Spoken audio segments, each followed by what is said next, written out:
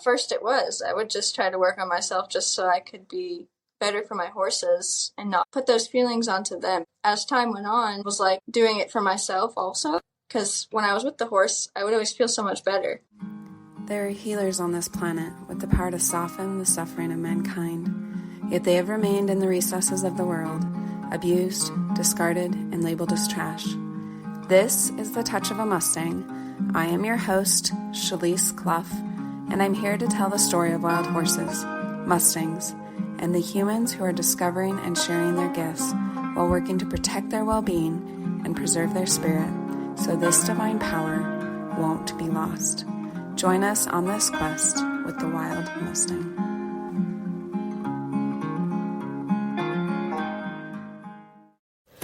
After being a lifelong horse lover and entering the world of horses full-time with her first mare and a second rescue horse, Lily got her first Mustang Echo in June of 2023.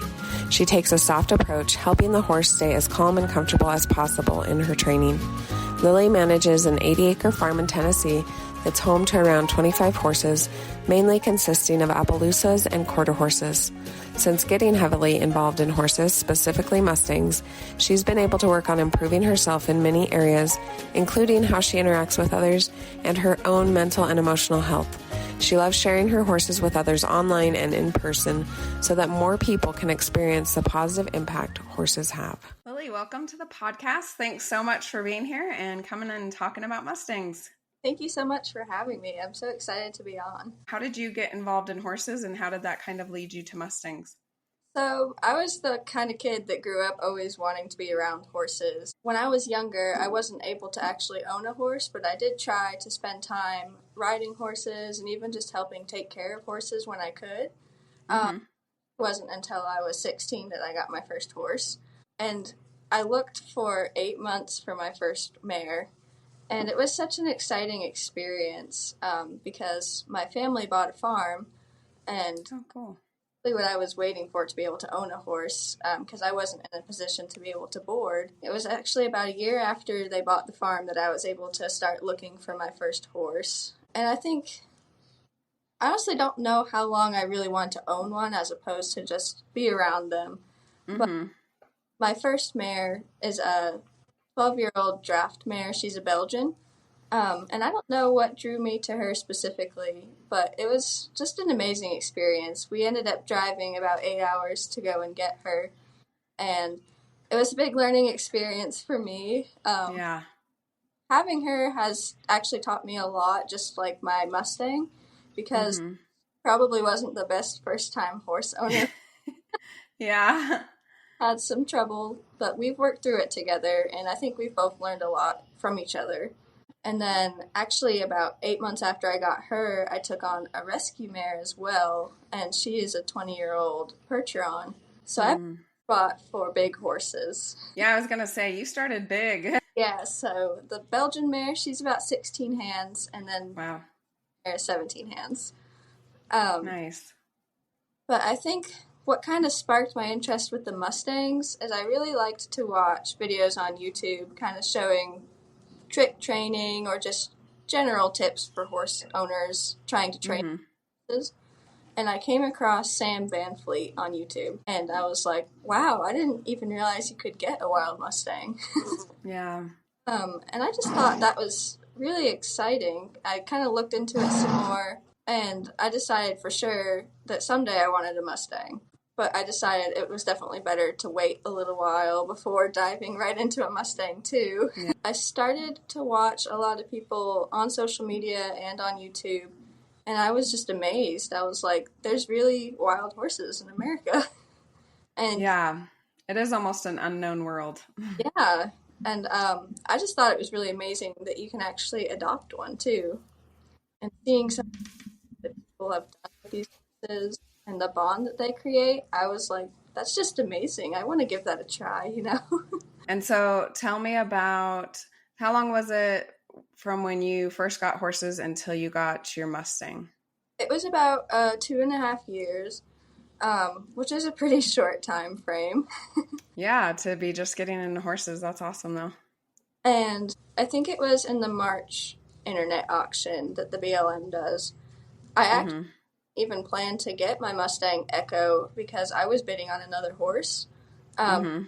Last day, I had been winning the bid on him, and then the last day, the gelding I was bidding on, he went out of my price range. And Yeah. approved for one horse at the time, so I just went ahead and retracted my bid on that gelding and decided to go with a horse that didn't have any bids on him.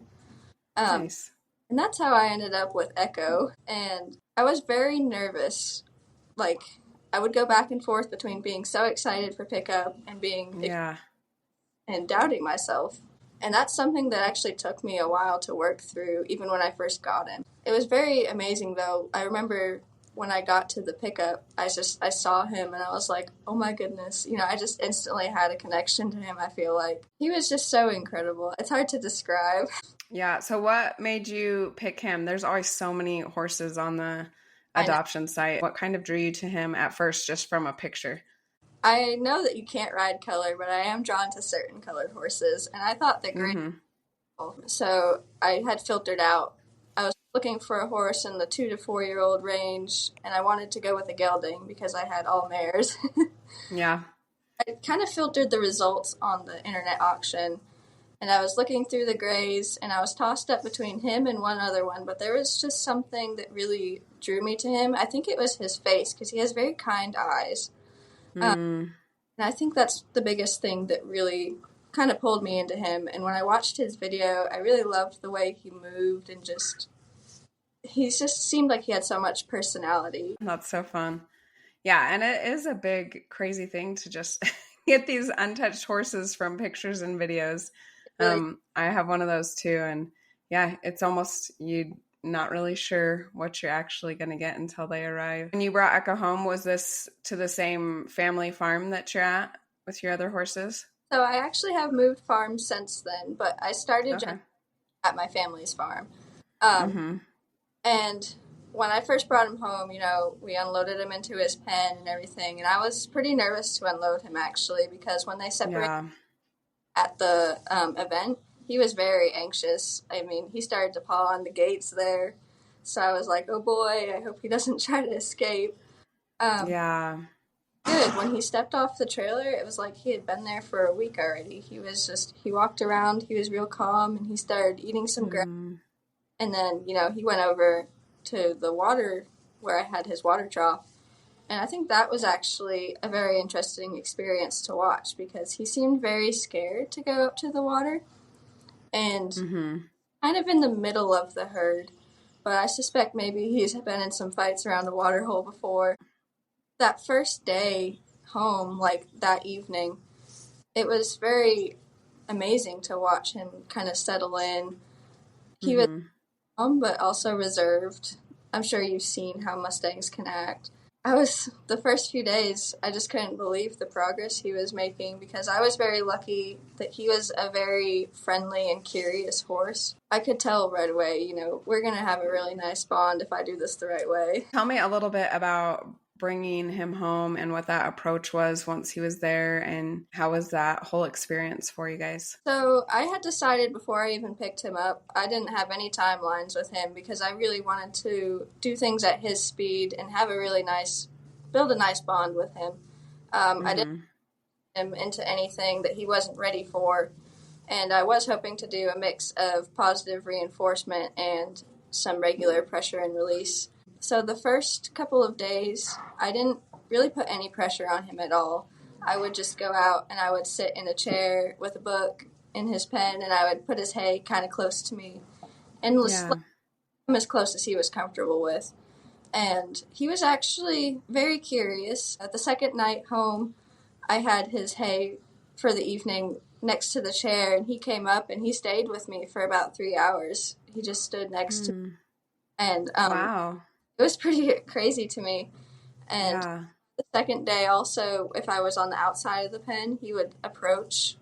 And I definitely wouldn't change how I did the first couple days, especially because I feel like it really helped us get to know each other without having any goals in mind. I tried to make sure I didn't have any sort of anxious energy that I wanted to get through something that day. I just really tried to go at his speed. And when I started working on first touches, it was still just as he would allow it. I wasn't trying to force it. And then that's where I used some positive reinforcement, because he really liked to take hay out of your hand. And so, if he allowed me to touch his neck, I would give him some hay kind of as a reward, even though he wasn't worried about me touching him. I wanted to let him know that's what I'm looking for. I'd like to be able to touch you. And I really did try to work on building a draw with him as well. He would, I think it was day 3 or day 4, he would start following me around the pen when I was walking around to clean up or just to feed him hay. And I thought that was pretty cool too, because that's something I had struggled with my domestic horses, is having a good connection. And having them want to be around you. Yeah. One of the things that I really enjoyed about working with Mustangs is that they're basically a clean slate.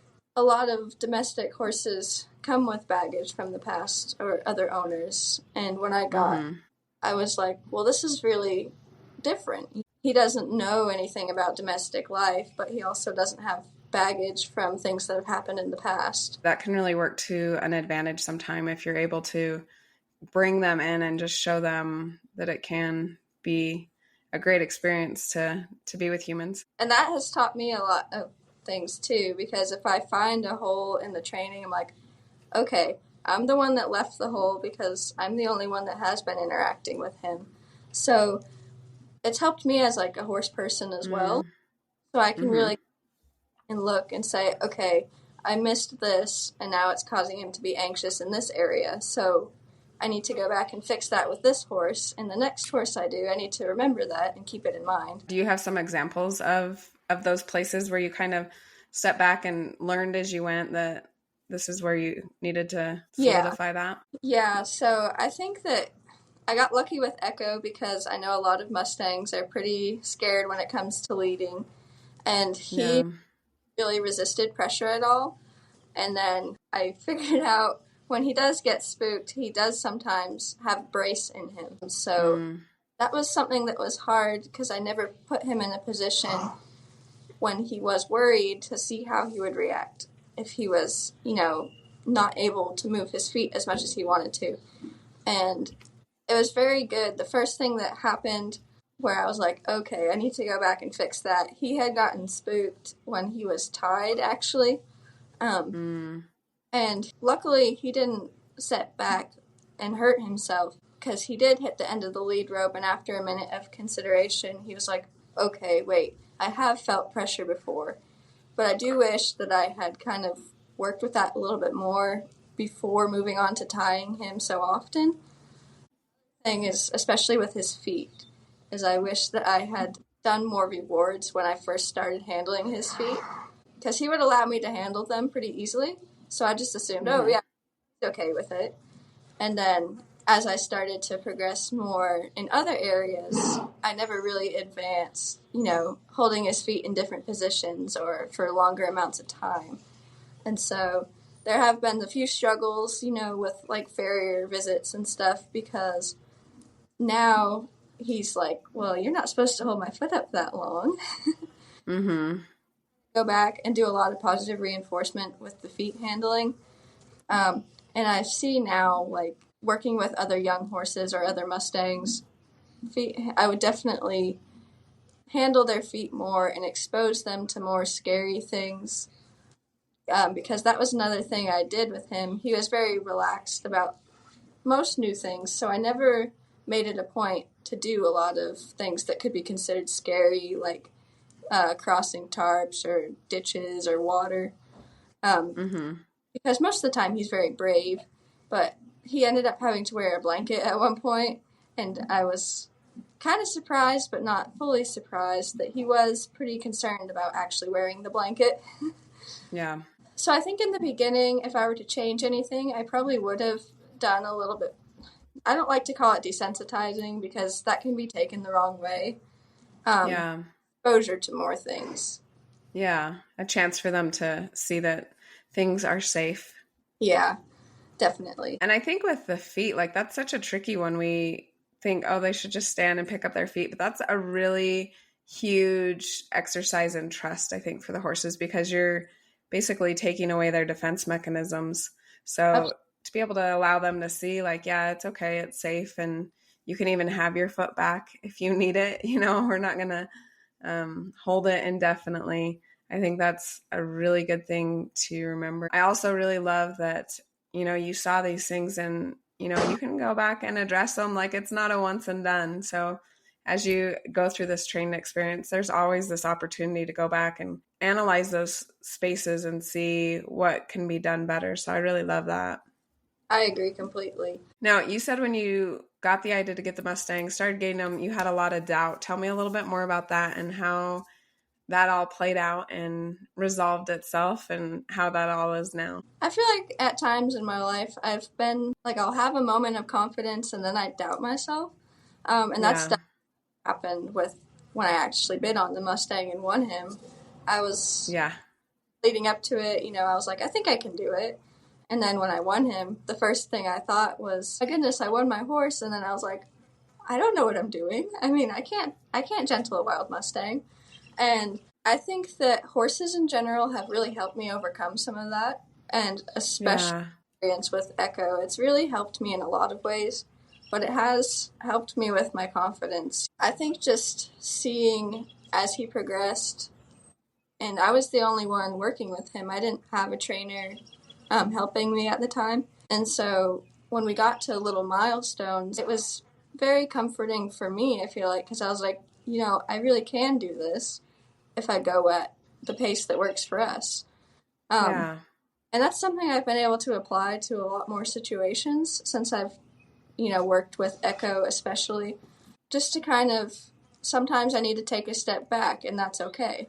There's nothing wrong with doing things at your pace sometimes, if that helps with your confidence. Because if you get in a rush, I think that's part of the problem I've had in the past is, if you get in a rush and you just try to get through it and it doesn't go the way you're hoping, it can really do a number on your confidence. But I think just what I would recommend to people is, don't try to put a timeline on certain things, and just, even if you have to do small tasks to build up your confidence in yourself, it's very important, I think, to have confidence in yourself, because it's hard to describe, but it just has changed a lot since I've been conscious about it and tried not to doubt myself so much, even just smaller tasks. Yeah, that's really cool, because also, kind of like you said, you maybe didn't really know going in how to gentle a wild Mustang, but it sounds like you were always open to learning and, to give it a try. And I think sometimes we really do, whether it's horses or just other things in life, we really kind of have to jump in and figure it out as we go, and just realize all the experts out there weren't always experts either. Like, they started at the same place that we're starting when we try something new. Getting help with horses or other areas of your life either. But like you said, you never really know until you try. What are some of the other lessons that you've learned through your experience with horses and Mustangs in particular? So with Mustangs in particular, I feel like I've learned so much more about the horse in terms of herd interactions and horse body language, because all of that is there with a domestic horse. But I feel like with Mustangs, it's kind of heightened. Just such a strong bond with the herd and the wild. And the body language between the domestic horses we have here is definitely similar to the wild horses, but you can tell there's a little bit of a difference in the way the Mustang interacts with the herd compared to how the domestic horses interact with each other. And I think when you pick up an untouched Mustang, you just have a horse that is just a pure horse, This kind of goes back to what I was talking about before. They're a clean slate. They don't understand human language. They only understand horse language. So you really have to pay attention to the little signs, even just your posture or your energy. That means a lot to a horse, more than most people realize. And so I think that I've worked with 2 other Mustangs briefly other than just him. And I think that understanding horse body language and just how they interact with each other can really help, even if you don't want to be a big trainer, if you just want to interact with your horse easier. They do have a lot to teach you if you will just watch and listen sometimes. There's nothing wrong with skipping a ride and just going out to sit and watch how the horses interact with each other. That's something I do frequently, and sometimes it's hard to describe, but if you're watching a herd, sometimes you'll just see something in the way they interact that'll stand out to you, and you're like, okay, so it'll give you an idea of what you can do in a training session that they might understand a little bit more clearly than the way humans normally go about things. I love the language that you use for that, that you are talking about kind of learning their language, because it really is, you are having to learn whole new ways to communicate. And I think a lot of times we go at it from a human angle where it's like, this is how I know how to do it. But it's really neat when you just talk about sitting back and observing that you're learning their language now instead of trying to get them to learn yours. And it's made a very big difference for me, because when I got my first horse, I didn't know about all that. So she has a lot of problems with anxiety, and especially anxiety being away from the herd. And I'll be honest, when I first got her, I would of course try to make her do things she didn't want to do, because I didn't understand horses as well as I do now. I wish that I had, because I think it would have been a lot easier for her to transition if I had been a little bit more aware of how she was feeling and how I could better communicate to her. And we're starting to make a lot of progress now that I understand horses a lot better. But it's definitely something that has set me and her back. And I think it's very hard, especially if you only have like one horse. They still talk to you a lot, but it can be kind of harder to pick up because you don't have the opportunity to watch them in a herd setting. But I still think that even if someone only had one horse, it's definitely beneficial to just kind of watch the horse, and you'll still get ideas of things you can try, whether you're training with a goal or if you're just playing around. And I think it's important too to have plenty of sessions where you just have hangout time, or you just don't really have a major goal, you just want to play around with stuff. That's a great point, because a lot of times we think we have to be doing something, but sometimes just being there with the horse and not necessarily doing the interaction, but even letting them initiate it, that can go a long way in just building your relationship and even opening up those communication lines. It's something that I've been guilty of before, where I really wanted to get something done in a session, so I tried to rush through it. And usually when that happens, it doesn't really go the way you want it to.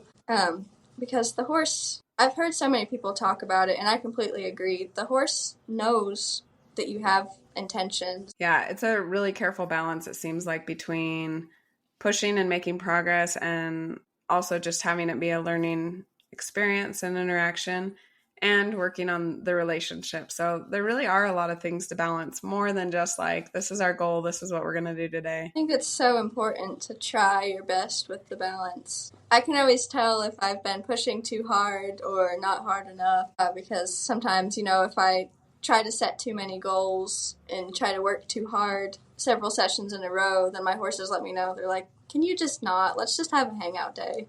You can just kind of, you're like, I don't want to do it today. I like you better when you don't ask anything of me. That's awesome that you are able to step back and see that and to realize that. Do you feel like your interactions with your other horses have changed a lot since getting Echo and working with him?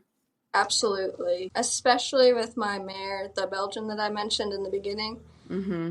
Especially working with her, I feel like I've really changed my perspective of working with horses in general. Trying to give them more time to process things instead of moving on to the next thing. Acknowledging their concerns leaving the herd, but also trying to reassure them that it will be okay. You'll get to go back with your herd. And that's been a very long process with my Belgian mare. But I did get an opportunity to work with a trainer local to me, who is also with my understanding of horses. And she said the biggest thing to remember with horses is that you're always trying to direct their thoughts. We get so caught up in trying to move their shoulders or their feet or their hip that we forget that it's the thought that will lead the horse. So if their thought is out in the pasture with their herd mates, they're less likely to be actually paying attention to what you're asking of them. And that can also make them more prone to spooking at things, because they're thinking about where their buddies are out in the pasture instead of being present in the moment. Yeah, I like that a lot. That's something I've actually also thought about. I have my gelding, he gets really anxious when he's away from my mare, so we've been working on that some. And it is, again, a careful balance of, when do you show some empathy and when do you push past it a little bit? And just what you said reminded me, I find it really interesting just to correlate back to human behavior and just, where our thoughts are and how we're kind of managing our emotions. Because I think, same with our thoughts, right? We can get stuck somewhere and we just can't move past it. And no matter what we're doing, we're stuck on whatever's making us sad or upset, and it's not definitely good to acknowledge like, I see that I'm taking you away from your herd and I can see that you're anxious. And then also to be able to see when it's like, yes, you're anxious, but you're also safe and it's okay, like to move on, or this sad thing happened, but you're also okay. And it's okay for you to move past that and to keep working for things to be better. I completely agree. And I think that looking at horses from that perspective has also helped me as a person. Sometimes you're so caught up with thinking about something that's happened in the past or something you're worried about in the future that you really forget to be present in the present. And that can be detrimental. It's something that I've done a lot, is just let myself be worried about things that happened in the past or in the future.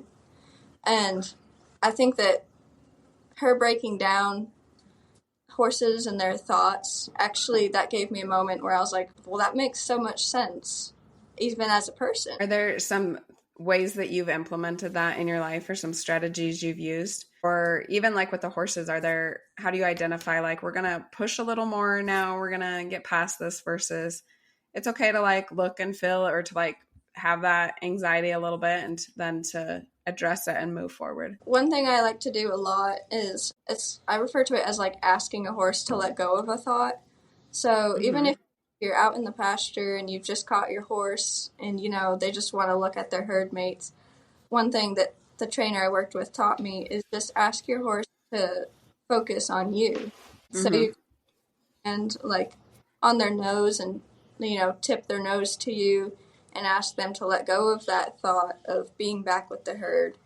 Or, if you're lunging your horse and you feel like they're kind of just mindlessly going around in a circle, really energy, like try to bring your energy down some and see if your horse will slow their gait without you actually telling them to slow down, or stop moving your feet altogether and see if your horse will stop and face you to see how connected they really are. And that has been something that I've done a lot with all of my horses, because I didn't realize at the time that I would just let them go on mindlessly, and I didn't really realize that their thought was elsewhere.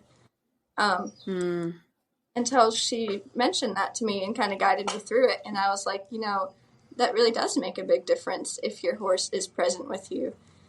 And one thing that you can do, like if you're riding your horse, this is something I do with Echo, is if I feel like his thoughts are starting to drift and he's starting to get kind of anxious, usually a little clicking sound to him.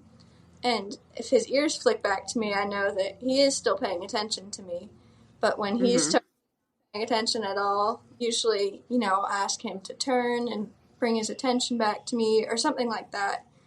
And as far as like deciding when to push or when to give a break and go back kind of towards where the horse is comfortable, I think it just entirely depends on the situation, honestly. I think if your horse is like extremely stressed and really wants to bolt or something, normally if a horse is like that, I'll go back and forth. A lot of trainers talk about that, walking back towards the herd and then walking back away towards like a trail if you're going out of the pasture or whatever.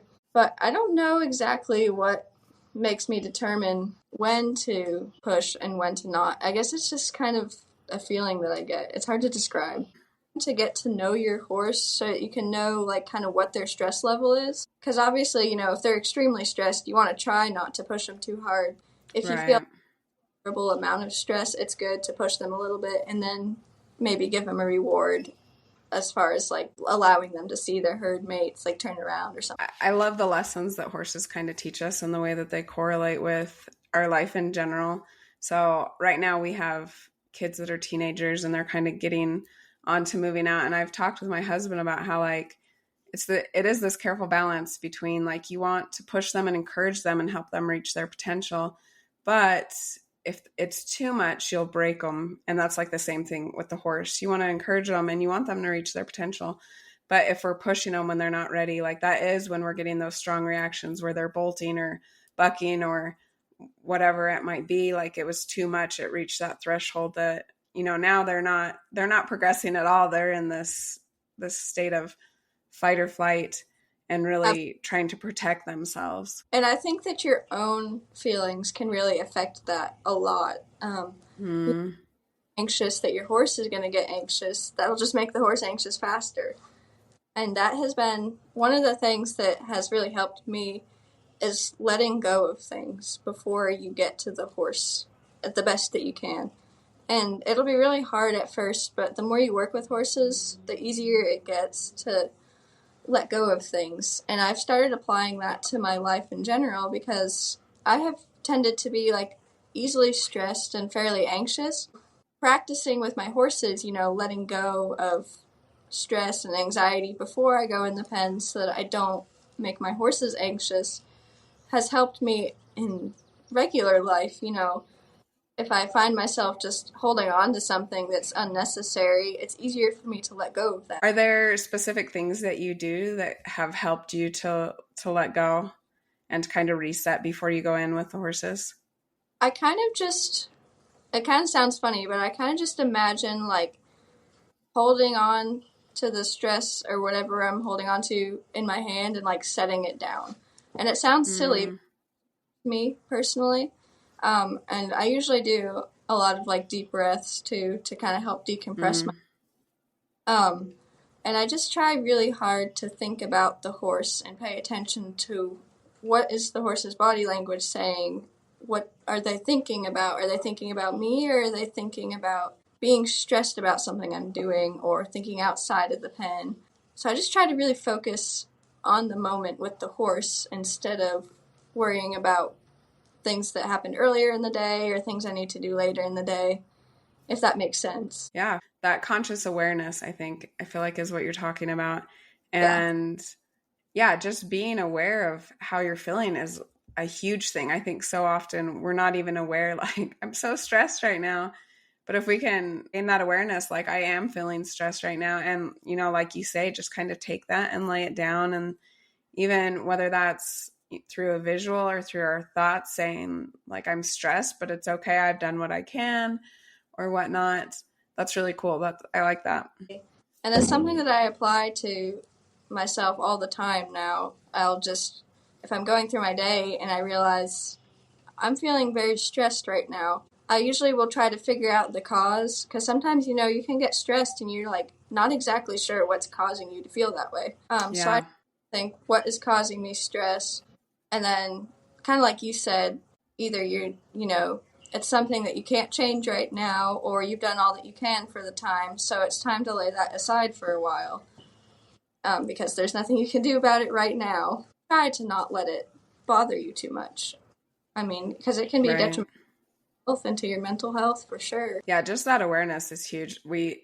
At least, and I'll speak for me, but it seems like it's really easy to go through this world like very unaware of how we're feeling, what's bothering us. We might feel anxious, but not even know why, or not even realize like your heart's racing. You just kind of feel that frantic energy without identifying what it's associated with. Definitely. That's something I've definitely been guilty of. You talked a little bit or told me a little bit about how the horses and Echo in particular have helped you through some challenging times. Do you want to talk some more about that? Sure. So when I first got Echo, it was a little while before I decided to move to the farm that I'm at now. Full time for me, because I was feeling overwhelmed about a lot of things in my life revolving around the farm. Sometimes family can be overwhelming. Being with Echo, I knew that I had to let go of the stress or anxiety or bad feelings because I didn't want it to affect Echo negatively. And I didn't want him to get to the point where he saw me as just a ball of nerves all the time. And that would definitely damage the bond we have, you know. So having him has definitely helped me because even when I was, you know, so stressed and so frustrated with the situation, that was kind of a relief for me. I could go out to the Mustang pen and try to put most of that aside and, you know, work with the horse so that it was kind of just a break so that I wasn't thinking about what was stressing me out. I wish I could change this, but I can't. Because when you're with the horse, it's so important to just be with the horse. Yeah. And I think that all horses have that kind of calming effect on people, especially if you're just spending time with them and not working on training or anything like that. But it's kind of hard to describe just the effect that he had on me. He just made me feel like everything was going to be okay, even though it was a stressful time for me. I can relate to that a lot, just times of chaos in my life where it's like everything in the human world feels like it's falling apart or is not going the way I want it to, or so much to worry about. And I felt the same way. I could go out with my horses and it kind of gives you a chance to let it go, to just reset in a way and just have a break from all of it, to get like a chance to breathe sometimes. Yeah. And I love also how you talked about like you wanted to be better for him, which is so cool. And then in turn, it sounds like it really helped you, but he was your motivation. Sometimes it seems like we're not motivated enough for ourselves. We kind of need someone or something to push ourselves to say, hey, yeah, you can do a little bit better. And, you know, cool if we can do it for a horse and it helps us in turn. That's something that I've definitely can agree with. I never really had the motivation to work on myself. You know, I would just be anxious and sometimes I would just feel depressed even though I didn't have a real reason to feel that way. I just would, and it really weighed me down. And I think that having the horses just kind of gave me the motivation to really try and work on myself, even if it was just for the horses. At first it was. I would just try to work on myself just so I could be better for my horses and not put those feelings onto them too. And then as time went on, I kind of was like doing it for myself also. Because when I was with the horse, I would always feel so much better. And I was like, you know, I think that if I work on myself more, you know, I can feel good even when I'm not with a horse. I think that's very important too. Like, I never really considered my own mental health to be that important until I really started paying attention to it. And I was like, you know, I do want to feel better. And it takes work, you know, and there's still bad days sometimes, but I think that just practicing that with the horses was what made the really big difference for me. Yeah, those bad days I think will always come, unfortunately, in one form or another. Was there a time when you felt that there was a switch to where you were doing it for him and now it's kind of like, I want to do this for myself also? Did that also come with the confidence, do you think, that you kind of gained with horse training? I would say so, because for a long time I kind of had a very hard time making any kind of decisions for myself because I usually relied on other people to do it for me. Yeah. And I've been trying to be more independent, and like I talked about with you, my confidence with working with horses has helped my confidence as a person too. And I would say it did come with that, like you were mentioning. Like, as far as like when there was a switch, I think that it was probably around the time that I had moved over to this new farm. And how did that, I mean, that sounds like kind of a big life change. How did that change and play out as, you know, corresponding with your interactions with your horse? I had really been wanting to get kind of deeper into the horse world, and I had this really awesome opportunity to come help manage like a breeding farm, but I also train horses here too. And it's given me a really cool opportunity because most of the mares that are out in the main herd are almost like Mustangs. You know, they are gentle enough to where you can walk up to them and put a halter on them, but that's all. I mean, they're pretty much clean slates as well. So that has been a really amazing thing for me, is that even though they're not actually Mustangs, I've been able to learn a lot from those mares as well. And this opportunity is basically exactly what I was hoping to do.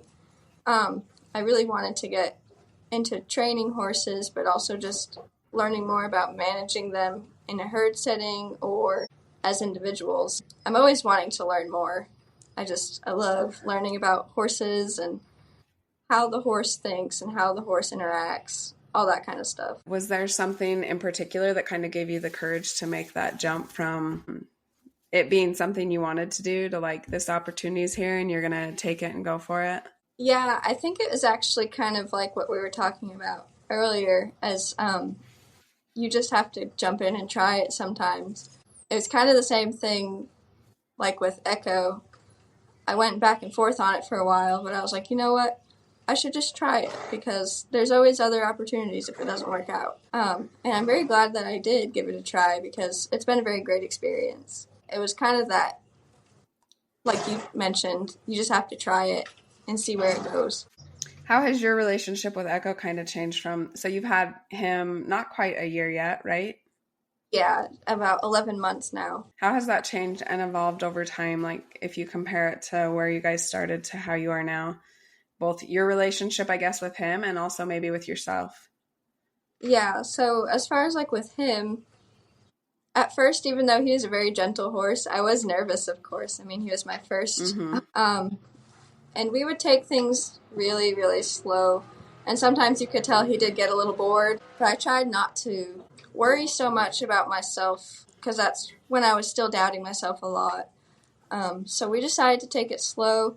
But now that we've been together for almost a year, I feel like he can read me a lot better and I can read him a lot better.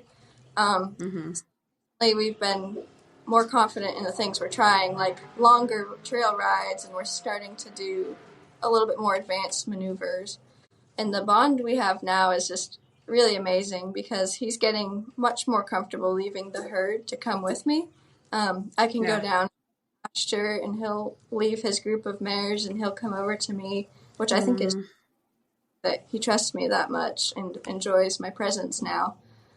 And I think it was in October. It was just after I had moved, so I was pretty stressed at the time from the move.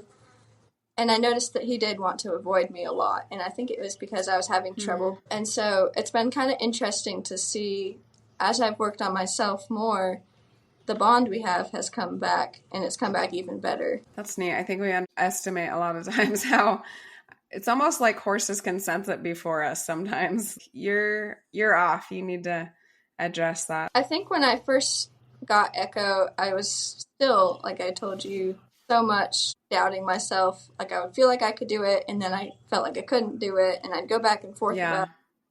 It's a little bit of a roller coaster. As I've progressed with him, I've gotten more and more to where I say, I can do it. It might take me a little while to figure it out, but I can do it.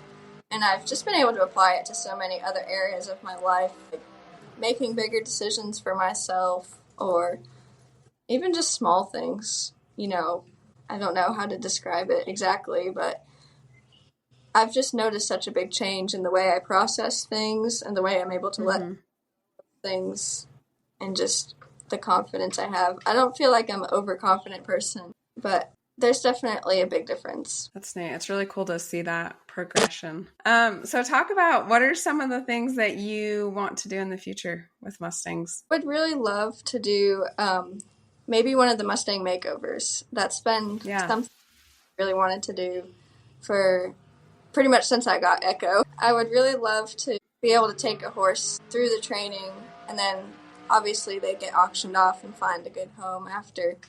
And I think that's just such a great way to show what Mustangs are capable of. Because I share my story with Echo on my Instagram, but when you are doing it in front of so many people, you can show that even though it takes a lot of work, these horses are incredible, and they don't deserve to not get the attention, you know. I had never heard about adopting a Mustang until I started watching videos from the Mustang Makeover. I think it's such great exposure, and there's so many interesting things that people teach them, and it just gives so many people the idea that even if they don't train their own Mustang, if they find someone that can help them through the process, they can give a good home to a horse that doesn't have much right now because there's so many of them in holding. Yeah.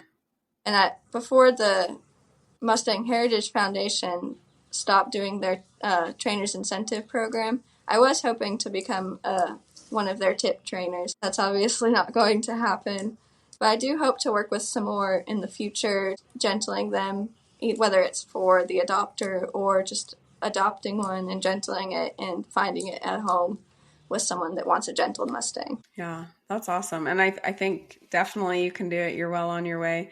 It's probably another one of those things where you just got to get out there and start finding those opportunities. Where can people find you if they want to connect with you? So I have an account on Instagram and Facebook, and I'm considering starting up a YouTube channel, but we'll have to wait and see. My Instagram and Facebook are Elawadi Mustangs. That's the username. And we are in the process of getting like a merch store set up for our regular herd of horses and for the Mustangs. We do plan to start posting on our TikTok more often as well. Yeah. And where does the name for your account come from? So that is the name of the farm that I live at, and it's the Cherokee word, the Native American Cherokee word for yellow hill, but some translations are for like painted earth. And because there's a hill here where you can look down over the pasture, and when you look over all the pastures and you can see all the horses grazing, that's kind of where the painted earth thing comes from. Yeah. So it's a very significant meaning for us personally. It's hard to describe. I'll have to look for a picture for you. Yeah, that's awesome. I'd love to see it. Has working there meshed well with the things that you've been learning with Echo and just in horsemanship in general? Absolutely. It's been a very amazing experience, and I've been able to work with so many different horses and further my education on handling horses, understanding how they think and how they interact with each other. And it's definitely been a good experience for me because I've been able to learn so much about so many different horses. And I've been able to work with some very experienced trainers too, off and on. Kind of getting some different perspectives that help me decide what I do like and what I don't like when it comes to working with horses and with people. Yeah.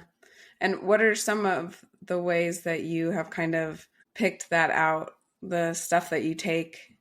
Because I'm the same way in a lot of ways. I like seeing a lot of what everybody's doing, and then I pick and choose what I like. How's that work for you? I take a pretty gentle approach to horses. So, if I'm watching someone and they're handling the horses really rough, I usually don't take a whole lot off of that. But sometimes you watch a trainer and it's like the trainer and the horse are totally in harmony. And if you just watch, like there's a trainer that I watch in person sometimes, and you can just see the way that he moves his legs or the way he moves his hands when he's working like on riding a horse. Especially with some of the older trainers, you can kind of just see they have little tips and tricks that they've learned along the way. And I like to focus on the smaller things as opposed to the big dramatic changes in the horse, because I like to see up to the big dramatic change. Yeah. Is that something that came pretty natural to you to look for those little changes, those little things? A lot of times, I think from the start, I tried to look at the whole picture, and then after I worked with the trainer for a few months, one-on-one, she is the one that told me all the stuff about the horse's thoughts, and she really encouraged me as well to look at the small things that lead up to the big change. I think that's a great approach, rather than just taking people who say they have expertise somewhere, really looking at their results and, whatever part of life it is, whether it's looking for ways to improve your mental health or your physical health or your finances, really anything. It's such a great approach to look at someone who's kind of doing it the way that you want to do it, doing the things that you're aspiring to, and really take what the wisdom that they have and use that in your life. So I love that. Absolutely. It's definitely something you can apply to humans or horses. Well, I just really want to commend you for the work you do. I love your account and the things that you share. Echo's just so cute. I can see why you picked him. And I love the approach that you take to just keep learning and keep trying things. I think that is so important, whether it's with horsemanship or with Mustangs or with life, to, if there's something you want to do, get out there and try it. And if you don't know how to do it, find some people that you can kind of model after and learn from. And I think that will really work for your benefit and get you far. Thank you so much for being here and having this conversation with me. No problem. I greatly appreciate the opportunity. I was so excited when you asked me. I kept telling everybody, I was like, I got invited on a podcast. Yeah, I loved it. I loved hearing about Echo's story and just the things you've learned. I think Mustangs are just the best teachers.